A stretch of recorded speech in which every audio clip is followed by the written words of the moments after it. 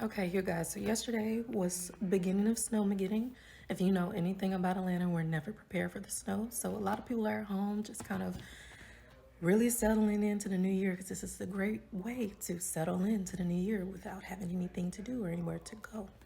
But really quickly, I came on because I thought about it yesterday, especially before the snow plows and all the salt came and cleared out the roadways. And I put a video up below to kind of see what it looked like after. It did not look like that yesterday. Snow was everywhere. Everything was shut down. But I say that to say it has not been this cold in Atlanta from my perspective since Snowmageddon Part 1. And if anybody was around during that time, I think that was 2024, maybe 2025. I think it was 2024. We had not had a snow like that since the early 90s, like mid 90s. And so everything was, when I say everything was shut down, everything was shut down. No one knew what to do. It was it was so chaotic that we were shut down for a good 2 or 3 days. This city was, it was a calamity. But this time we were a little bit more prepared. But I say this to say all of the individuals, and especially when I'm talking about generational poverty, because I did specify that that was something that was going to be really important for my life and moving forward, and things I want to kind of really advocate for and talk about, because we don't really talk about it, but a lot of us experience and live it. All the individuals that were out there on the street and didn't have anywhere to go, and didn't have a shelter to take them in, didn't have a family to take them in, got turned away because there was no room, couldn't get into any of the 24-hour facilities because it was closed. And if you've ever been in a situation where you have been outside in the snow for more than 10 minutes without adequate clothing, or if you have spent some time at the Titanic Museum, I'm not sure if you've gone, but if you've gone, that is an eye-opener too, where you go and you touch the iceberg. That is a mimic or a replica, excuse me, of what it felt like for those people that were lost their lives on the Titanic, how cold it was to be out there and not have anywhere to go.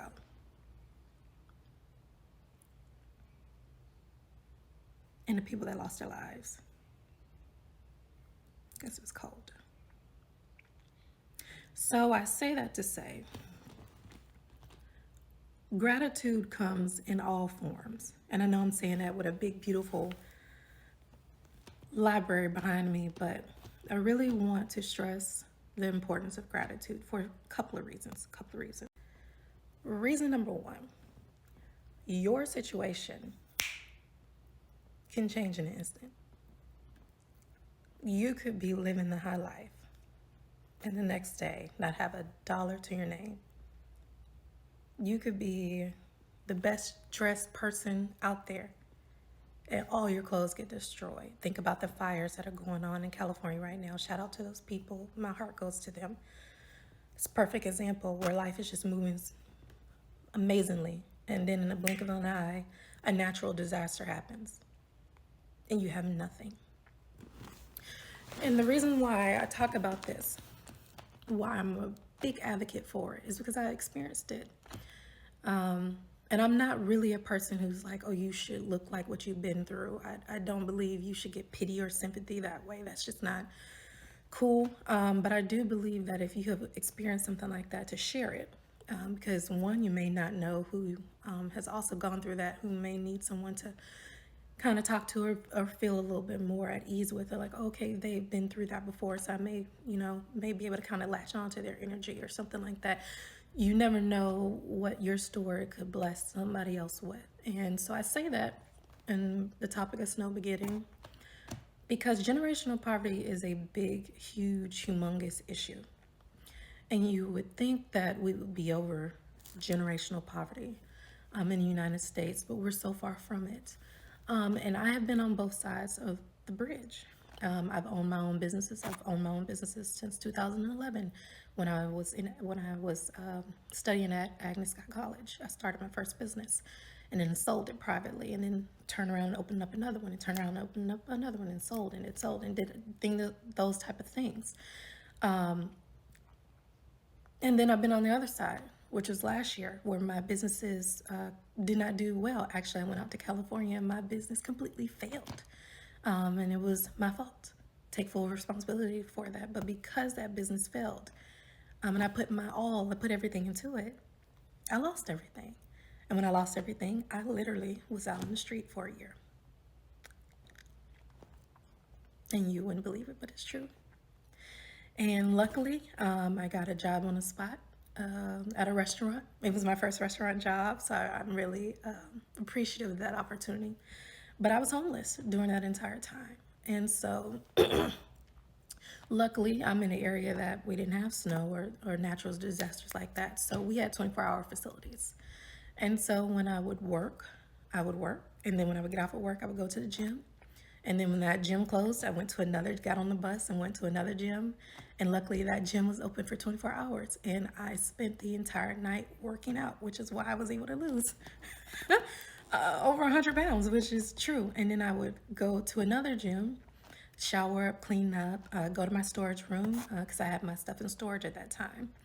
And then I would get ready for work and I would get back on the bus and I would do it again. And then when I got off of work, I did the same thing. So I literally did that for a whole year. A whole year. And then unfortunately that job came to an end, without going into too much detail. And so I was left with no job and I had to get rid of my storage. I lost all my stuff in storage. And no, you won't see any tears because I loathe crying. I do not like feelings. I don't like talking about feelings. But I say this to say, gratitude is everything. It's one of the things that I'm going to teach my kids when I finally get married and have some. It's one thing I really want to advocate for when I'm speaking about generational poverty because there are some opportunities that I've been given. Because these type of topics they're not talked about, but they need to be. Because we are the richest country in the world. We're the richest country in the world. And we have over 25 to 35% of Americans living under the poverty line. Now, when I say generational poverty, that means that there's been at least 2 generations, 2 cycles within a family that have been living under livable wages.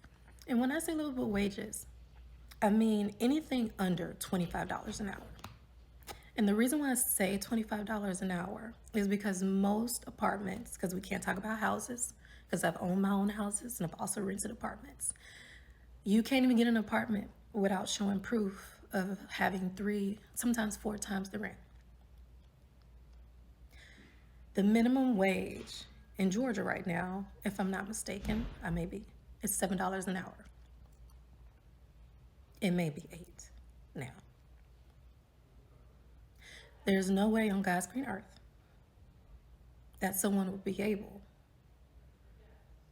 to rent an apartment by themselves, living on minimum wage of $8 an hour. And yet, we and a couple other states start there. And some other countries are even worse.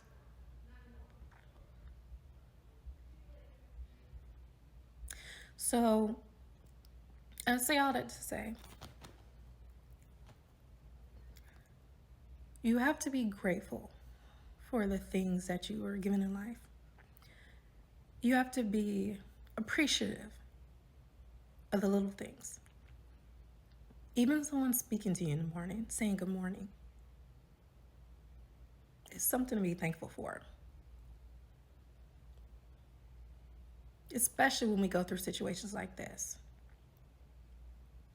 And I haven't turned on the TV this morning because I don't know. I really kind of don't want to know because I feel so bad. Because I know exactly how it feels.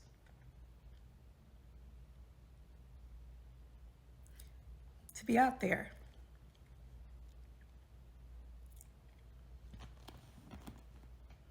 And you don't have anywhere to go. Sorry, I had to pull it back together because I told you guys I don't do tears, and I'm so serious about that. So, sorry, but no, it is a real thing.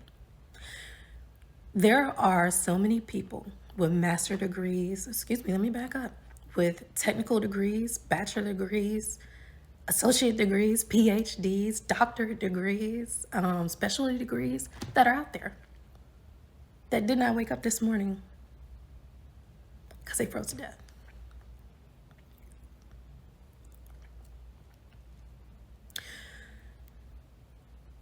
Getting out of generational poverty, for those who may not know, is one of the hardest things to do. I know you've seen a lot of the very beautiful videos and infographics where they talk about the first $1 million is so hard to make. And you see and you're like, oh, the struggle bus. It is a struggle. Getting out of $8 an hour or $10 an hour or $12 an hour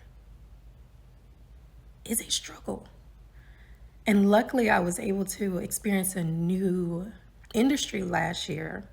I had never been in the food industry before. And I got to talk with some of those individuals and see how they survive and feed their families, provide for their families, making $2 and $3 an hour. They're surviving on tips. I did not know that. My background is in finance. And you would say, oh my God, if your background is finance, how did you end up out there? Because I kept a lot of my personal wealth in other avenues that I could not touch, thinking I was so smart, and I ran out of cash. And the beautiful thing about locking your personal valuable items away is you can't touch them. But when you need them, you still can't touch them. And I'm not saying that from a pretentious standpoint. I'm saying that because you never know where your life is going to end up. And that's why I'm saying it. I'm not saying it to say, oh, you're some rich kid. And no, this needs to be talked about because it's the truth. You could do everything right and still be out there. You could go through the whole horse and pony show of going to school, getting a good degree. I just said that. People with bachelor's degrees and PhDs are on the street. It's true. It is true. No one cares about your degree. No one cares about your degree. What they care about is what problem your skill set solves and if they need you. That's it. And if your skill set is not one in demand, supply and demand curve, you either reskill and learn a brand new skill, which is why so many of us are ambidextrous now, or you go out there and you survive on the street. Being at the mercy of someone telling you, I don't have any room for you. I don't want to hire you because I don't like you. I don't want to hire your kind of people. It's true. And so that experience taught me a lot, especially about being grateful and being appreciative of the little things. And I'm going to keep ponying in on that for a reason. If someone gives you an opportunity to make changes in your life, by all means, take it. And I say that because when I used to go through interviews and they would ask me that same question, if you've done so many things in finance, if you've, been the president of the investment club, if you've done investments, if you've worked at banks, if you've done that, then why won't you stay in banking? Because I value experience. Because had I not taken the opportunities people gave me, I would not have been able to get a job on the spot. Because I wouldn't have had the skill set that they needed. So many people get caught up on one path and one area of opportunity. That's all they should focus on. My lane. I'm gonna stay in my lane. That when situations like this happen, let's harp on it for a minute because I really want to have this discussion and tie this back into generational poverty. Let's say you were part of the California fires. God bless those people. And you lost everything.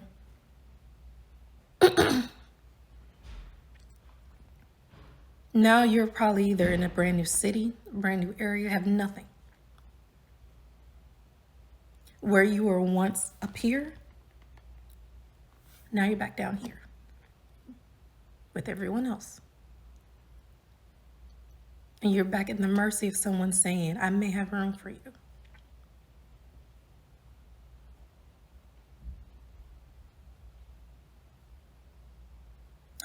Or you're in a situation here in Atlanta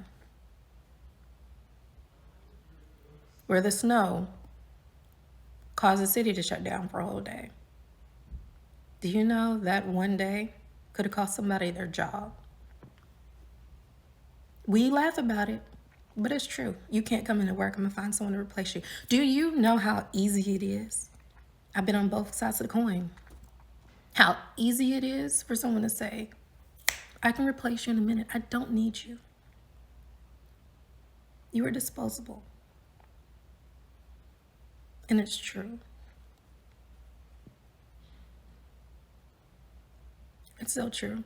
And so when I finally was able to scramble up my, I call it earnest money, but my money to reopen my prior business, which is how I was able to get off of the street, because I had to reopen a previous business and go back into that line of work. That was the only way I got off the street. Because the jobs I had, either I was not making enough money to rent out a space, or they weren't giving me enough hours, which is still the same equipment. And there are so many people that go through that every day. Every day. So when we talk about generational poverty, it's those type of situations where you don't have access to the trainings that may put you in better situations. And I'm not talking about trainings about school, because we have amazing, amazing teachers on YouTube. And I don't give a damn where, I think this video may be paused because of that. I don't give a damn where you get the training from. I'd rather you go on YouTube or go on TikTok. I love TikTok. And you learn from these people so that you can build up your skill set, so that you can be in an ambidextrous situation where if somebody needs somebody, you may have that skill set. It may not be in your original line of work, but you may be able to make a couple of dollars to keep you from freezing to death, which is what so many people went through last night. It literally, it's 15 degrees outside.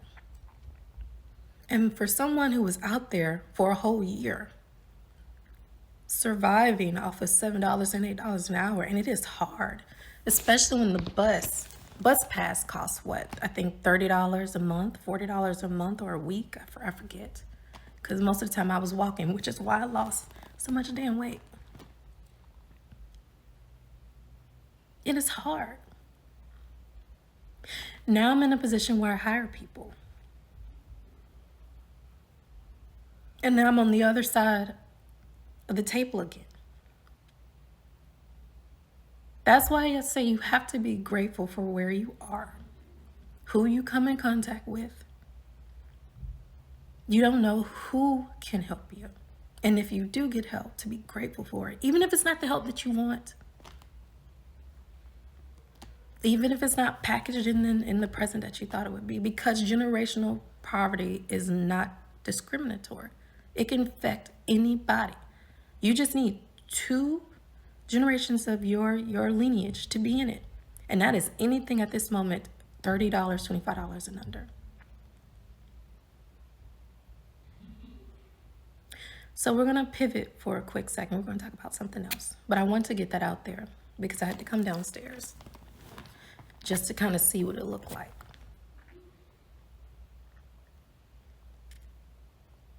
And as you see, it kind of made me tear because I remember being outside last year.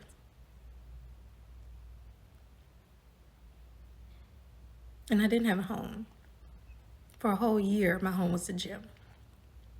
2 or 3 different gyms. So let's pivot right quick. Okay, so a couple of things. Especially going into 2025. And I know my hair is not the best. I don't know how to do hair. I don't really give a damn. Got this filter on because I don't know how to do makeup. I really want to learn though. But as we come into 2025, I implore a lot of people to make changes. A lot of changes. A lot of changes.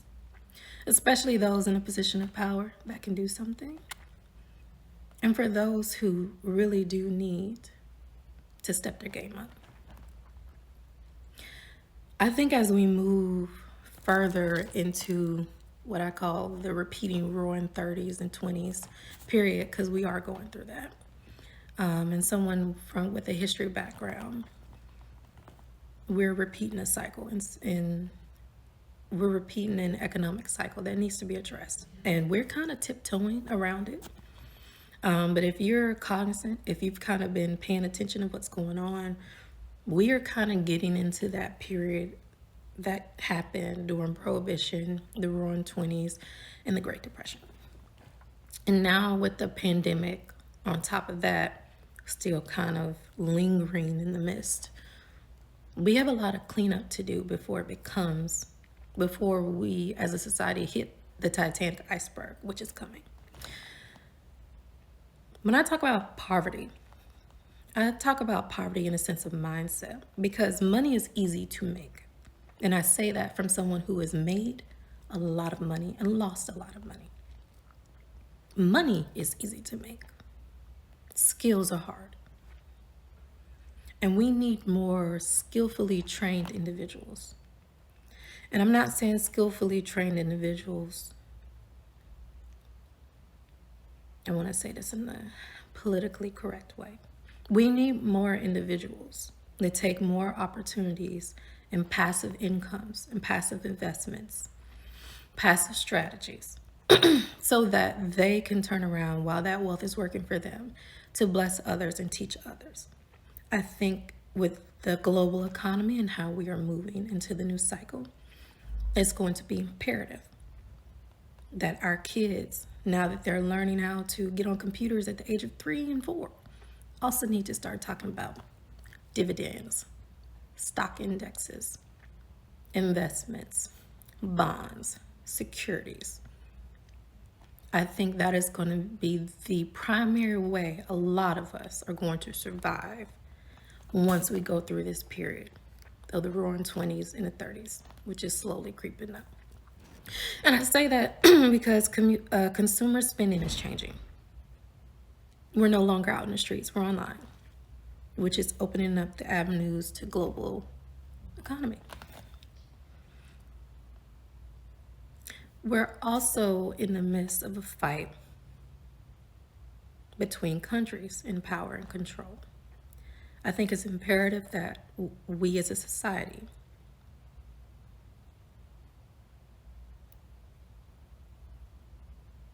come to the understanding that being ambidextrous is going to be the new way of life. And teaching our kids at a younger age how to design things, how to publish things, how to communicate with people, how to network. I know that's one thing I'm working on, is learning how to network, because I've been to myself for so long. Learning how to market and advertise, because you may have a good product, if you don't know how to sell it, no one knows about it, it won't sell. Even if the demand is there. These are things on top of technology that the kids need to start learning. And it ties into generational poverty, because I don't believe, as wealthy as we are as Americans, that you should wait until college to learn about economics. And I say that because I went through it. We did not learn the things that we needed to learn until I got into college. And of course, when you get into college, there's so much new stuff going on, you're not paying attention. You don't even know what you had for breakfast most times, because it's so much going on. And anyone who's gone through the college experiences knows exactly what I'm talking about. And then you look back on your life and you're like, damn, I wish I would have paid attention. But the time to kind of really start drilling those type of ideas or strategies, I know strategies is the it word this year, is when the kids are young, just like how we're teaching them how to get on computers and how to tinker with electronics, which I think is so cool because that's where we're going. They also need to learn how to put those things into trust, how to also make that a passive investment, how to go ahead and start marketing themselves the right way. If you want your kids to go in that direction, you need to start putting them out there. Now, I've been on both sides of the fence. I've seen kids of a wealthier status already go through that, where they're teaching them how to network in a business-like manner at the age of 6. And a lot of people laugh about that. But by the time those kids get to 15 and 16 years old, those are the ones you see on YouTube that everybody's envious of. Oh, I have $2.5 million. I'm self-made, and everybody's rolling their eyes. I don't know why. Because their parents invested in their education in all facets. They didn't just drop them off at school. They didn't just tell them to get on the bus and make sure you don't miss the bus or beat you. They invested in their education. And then they taught them those skills and taught them how to market those skills and network with other individuals. They got together. They figured out a way to market it and make a profit off of it. And now, 14, 15, 16 years old, they're gloating. And I don't see it as a gloat. But on the generational poverty side, individuals that are struggling, that's who I want to talk to. That is where we need to shift the mindset, because as we move into the 30s, if you are not ambidextrous, you're going to be complaining. You're going to be harping. You're going to be at the steps of the White House pissed off. You're going to be marching and saying, no one's doing anything for me. Because you're not taking the time out to be ambidextrous. And a lot of that has to do because a lot of people don't like the work of work. People don't like to work. People like money, and that has always been the case. People don't like to work. Me, I love to work. Yesterday, I worked all day. All day. 8 o'clock in the morning to 8 o'clock at night. I worked all day. Some people can't get through 30 minutes if they're not making $200 an hour. Because they see so many of their peers doing it. So I come on here as I'm talking about poverty and what I want to talk about going forward. Because I always said, well, what am I going to be discussing? What am I going to talk about? And that is something I really want to advocate for, is getting people out of the poverty mindset, getting them out of the woe is me. I hate woe is me. I hate tears. I hate woe is me. I'm not a hard person, but everybody has a sob story. No one wants to hear it. What people want to hear is how you took that sad situation and turned it into a positive. That's what they want to hear. Nobody wants to hear, oh, no one won't give me an opportunity. Oh my God, I don't have the skill set. No one, I can't pay for school. Oh, I don't have the connections. No one wants to hear that anymore. What they want to hear is, yeah, I was out there sleeping on the ground. Yeah, I was out there eating out of trash cans. Yeah, I was out there doing this, that, and the third. But I took that experience, turned it into this. Now I have a successful business. I'm educating other people how to do that so that they're not in the same situation that I'm in. That's what people want to hear. That's the people they want to be around. And I'm not preaching. I'm not a preacher. But I say that as I move forward into advocating for generational poverty, because there are so many different pieces that need to be addressed, is for individuals who have young kids to go ahead and get them started. Learning about finance, learning about passive income strategies. I know all societies, all countries don't believe in that. I learned that yesterday. But ways around that. Learning how to draw, or hold on, it's gonna stop. Sorry. Learning how to draw, or finding people or friends who know how to draw. Learning how to do some type of AI skill. That's something I'm trying to learn, is how to do AI skills, and then taking what you learn and turning it into some type of strategy. You are going to have to be ambidextrous. with your skill set if we are going to survive the 20s, 30s, 40s, 50s, and beyond. Because technology is not slowing down. Actually, we're in a tech bubble. And I don't really want to go into that because that's not my niche. That's not what we are. And if anybody survived the 98, 99 tech bubble, you know what I'm talking about. You see it. But to take advantage of all the equipment and opportunity that's out there before we reach the peak would be advantageous. And so today, while I'm here and I'm talking about being grateful, we talk about being grateful for life, being grateful for having the opportunity to wake up when there were so many people yesterday that didn't, having the opportunity to FaceTime your friends, love on your loved ones, having the opportunity to still have a job, because some people did get fired yesterday. To wake up to heat, because those individuals in California don't have a house. They don't have clothes. They don't have a house. They don't have a computer. They don't have internet. And they have families. Be grateful that your car has gas or is charged up. Be grateful that you can go eat breakfast, lunch, dinner. Be grateful you're not sitting in someone's hospital with something you can't get rid of. Be grateful for people that love you, that care for you. Being grateful for people who come into your life who want to help you make changes and you want nothing to do with them.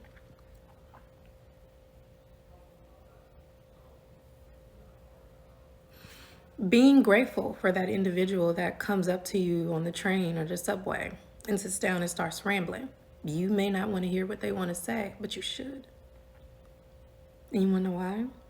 Because you may be the only person that they have met that have allowed themselves to open up and talk, get out all that negative energy, and feel seen and heard. Do you know how much that affects somebody's psyche? To sit down with an individual and let them talk to you and get out whatever it is that's been bothering them because no one else around them will listen. No one cares about what's going on with their life. But then they met you and you sit down and even though you don't want to, you let them kind of expel all that mess that's in there that needs to come out without judgment, without nasty things to say. You may be the only person in their life. I mean, you're not even in their life. They just met you.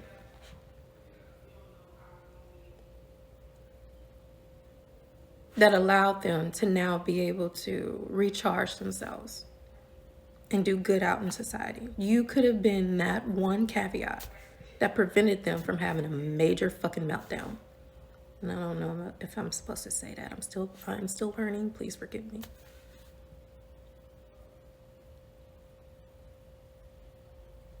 Gratefulness, gratitude. Kids pissed off that their Christmases didn't turn out the way they should. Okay, you have a new day of life. Your house didn't burn down. You have food in the refrigerator. Your phone still works, or else you wouldn't be watching me.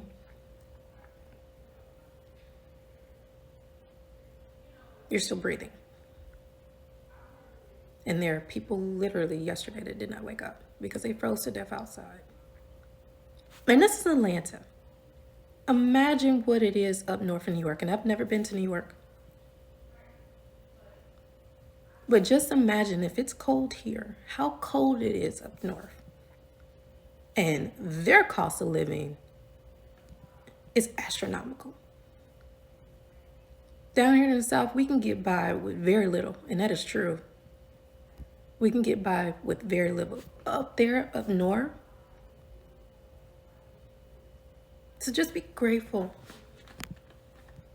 And I say that because as my birthday is coming up on the 31st, I think about all the things I've gone through, all the experiences I've had, all the situations I've been in, all the opportunities that I've had, and where I want my life to go now. Now that I have all these things, titles, experiences, where I want to go moving forward, who I want to be. And I know the last video I talked about the calmness before movement, and it is so true with me legally changing my name from Jasmine to Elle, which is, I just basically just took off the first part of my name, for opening Haselford Hotels and Experiences. A lot of people laughed when I said I was going to do that. November 13th, we survived our first year, and I'm actually about to start hiring. Opening up edible candles, ice cream. I can't draw, but I have the idea and a determination, and I just submitted my application to see if we can start getting it in the public domain.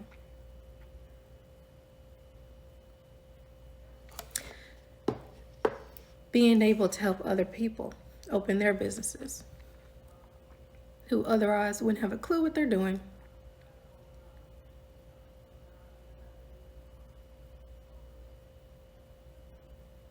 Gratitude. It's so important. I know sometimes it's cute to watch the videos of men and women being snotty and being nasty. Nasty attitudes are in vogue, and it's true. It is. Pretty privilege is a thing. It's true. But being grateful that you have the platforms that you have the people that bless you, that you have the connections that you do because of privilege. Take that privilege and help someone else that may not have it.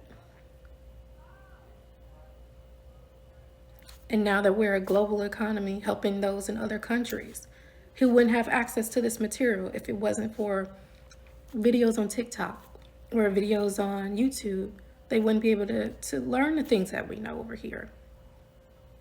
Because a lot of countries are still third world. Some of them don't have electricity after 3 p.m. And you may be like, oh, it is true. It's so true. There are still some countries that don't have power after certain hours in 2025. So we come on here on social media and we play around and we try to, we do a lot of things and we try to figure out who we want to be seen as on the internet. But being cognizant of the power you have, even if you're at the lower level. It doesn't matter if you have $1 million, $1 billion, or $1 trillion, or $1. Someone out there may need to know what you know. Someone out there may be blessed with your skill set. I have absolutely nothing. I don't know what I'm doing with AI, but I found some teachers that know, damn good teachers that know what they're doing. And I sit there every day trying to figure out, watch them like I know what I'm doing, still don't know what I'm doing. But that's a class that I didn't have to spend $40,000 a year to learn. Because that's how much my college cost. So we take these type of platforms for shits and giggles when they're really changing a lot of lives. A lot of lives.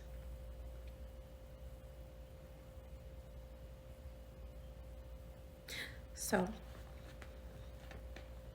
just wanted to come on here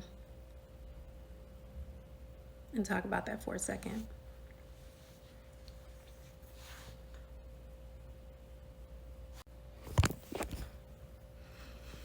And shifting gears for a second, for those individuals that are kind of like me, that are making massive changes. And you're trying to figure out, what path to take and who to follow and what direction your life is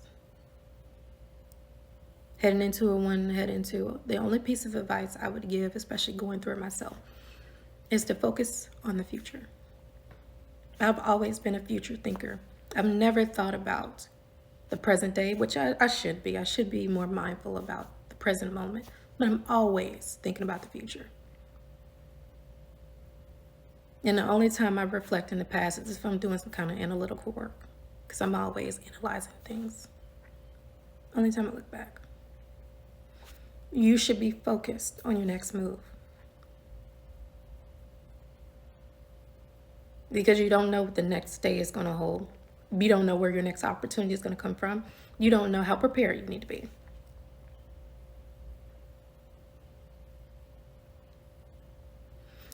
And so if you're trying to make massive change, what I've learned is to kind of get quiet.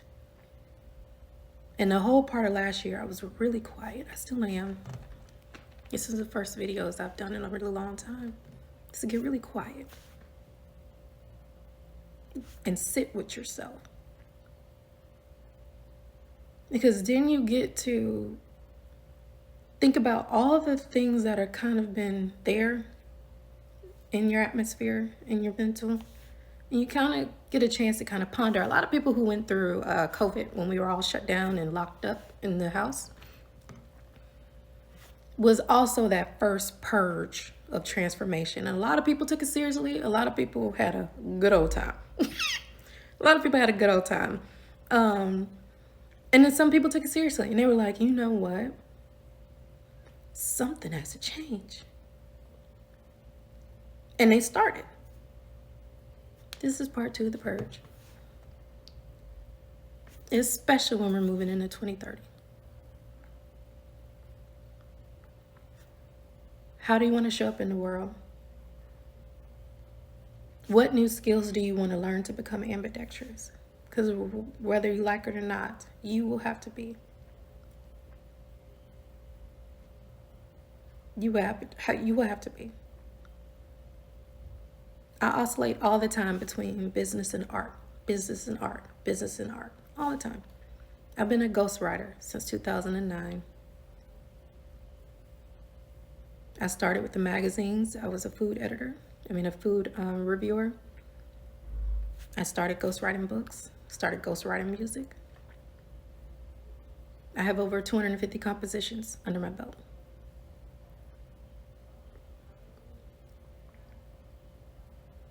From there, I started writing for food magazines. Not really good with the internet, but then I got online and I started writing columns for bloggers, ghostwriting. Likewise, I was still in the banks, still working in finance, still working in investments, still working on the business side. You will have to be ambidextrous. And so for those who are trying to figure out where exactly they're trying to move forward in life, or maybe you're going into a completely different direction. Maybe you don't want to do that anymore. Maybe you don't want to be in your position that you've been in, your title, or in your industry. You want to completely change. This is part 2 of the purge. This is the time to make sweeping change. As Americans, and I'm sorry for those individuals who watch this aren't Americans, we are so blessed because at a drop of a dime, we can change everything. We can change our name. We can move locations. We can change careers. We can change families. We can change. And that is one of the blessings of being an American citizen. And so if you are stuck somewhere you don't want to be, if you are like, I'm tired of living in the same cycle, because that's how generational poverty happens. You have the same year every year for the rest of your life. Then you get to the end of your life and like, oh, damn, didn't do anything. Then you die. And then your kids that came after you watched you live that same life. So they have that trauma attached to them, and they're doing the same thing, and no one's giving them direction or guidance. They're not being propelled to do something better. They're seeing all their friends shit and giggles, and so they do the same thing, and then they have the same year over and over and over and over again. Then they get to the end of their life and they die, and then their friends come around, and then their society comes around, and then their children see all of that. So you kind of get where I'm going with that, because that is the cycle of life. Now, some people are like, absolutely not. I'm going to pull you from here and put you here because someone's watching. And they're like, oh, no, no, no. You have way more potential. Then others are like, I could pull them from that situation. I don't know. Maybe I will, maybe I won't. And then there's other individuals that are just like, I just want to watch the show. Because it doesn't affect me, even though it does.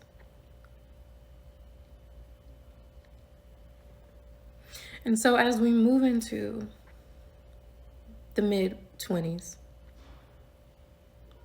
the 30s, and you're seeking that desire no matter what you are. If you're 15, 16, 17 years old and you're like, you know what? May not want to be on the path that my parents want me to go down, and I know this is going to ruffle all the feathers, but it is your life. Do what you want to do, but be mindful that when you do, you got to stand on all 10 toes with that one, because you're not going to get supported if that's not what they want you to do. So with change comes less support, because when you change and other people don't around you, it makes people envious, it makes people jealous, it makes people uneasy because they don't know where you're going. They can't connect to you like they used to. I have 0 friends right now. That is such a gorgeous dog. I'm sorry, I'm a pet lover. Such a cute dog. There are so many individuals who lose friends. I have 0 friends right now because I've gone through a change where we're no longer relatable. And that's not their fault. It's not my fault. It's just we're not in the same spaces anymore. And that's okay. But society teaches us to hold on to so many things. We have shows like Hoarders that teach you that.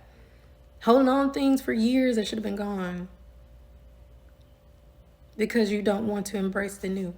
You don't want to be without the old things. But if you're serious about moving into a new trajectory, moving away or out of the generational poverty cycle, or just poverty in general, you don't have to go out there and get a corporate job to make $25, $30 an hour. You just need to be able to solve a problem with your skill set that enough people need that will allow you to afford $40 an hour, which is my goal when we finally get Haselford Wellness Studios and the hotels open. That's my goal. I don't care if you're the janitor, because I was a janitor at the restaurant. I don't give a damn if you're the janitor. I don't care if you were the bellhop. Starting at $40 an hour, because that is livable wage. And if you don't think I'm right, 40 hours a week, 160 hours a month, 12 months in a year, times 40. You do the math. With most apartments cost anywhere in a decent, safe area, $1,500 and up, 3 times the rent. You do the math.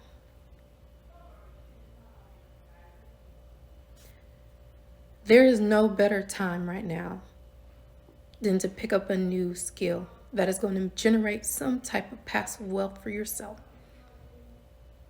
That way, if you like your job and you like what you do and you're not doing it for the money, that you still have enough coming in on the back end to support you, to get your cycle on a better trajectory than being somebody's worker bee for the rest of their life. I'm going to get on that in a second. 1 second.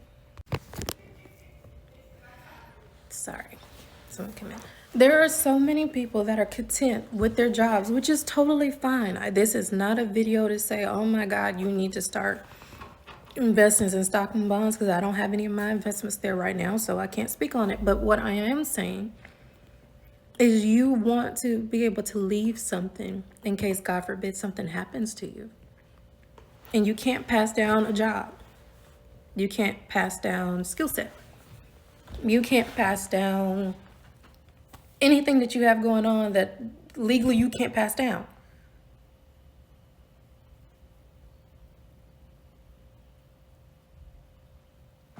You're going to have to find some kind of way. And I don't mean entrusting it into others, because we've all seen that shit show happen so many times where I trusted you to do right with my money. And how many times you see that in the news? But to learn it yourself. As Americans, we are lazy. We're the hardest working individuals, but we're lazy.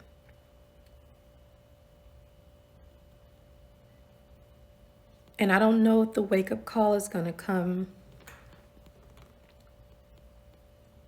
at the end of the 20s. I think the wake-up call is actually going to come with the next tech bust, but I'm not calling that, but it is here. Just don't know when it's going to happen.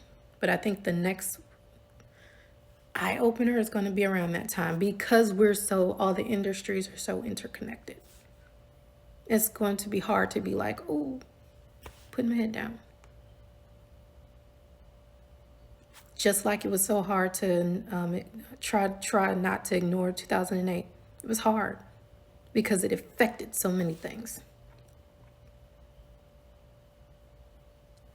And so when I'm talking about making sweeping changes, I'm talking about becoming the individual you always wanted to be. I know this year, some of my goals are to lose a little bit more weight because I don't feel comfortable. I know to travel a little bit more, go to a few more shows. I know that I want to sell a couple of my compositions, some of my music. I want to sell my music this year. Something that is going to start triggering passive income, where you can live the life that you see everybody else doing. I know I say YouTube, I was about to say YouTube, but that's true. I spend gobs of hours on YouTube and TikTok, and I love it. It's the new entertainment, and I love it. They're like, you don't have no life. I don't care. I'll be in the car, got TikTok on. I'll be walking down the street, got YouTube on. Gobs of hours, love it. I'm a sponge, I suck up everything. Because I want to know. I want to know what's going on. I want to know what other people are doing. It's a way to connect.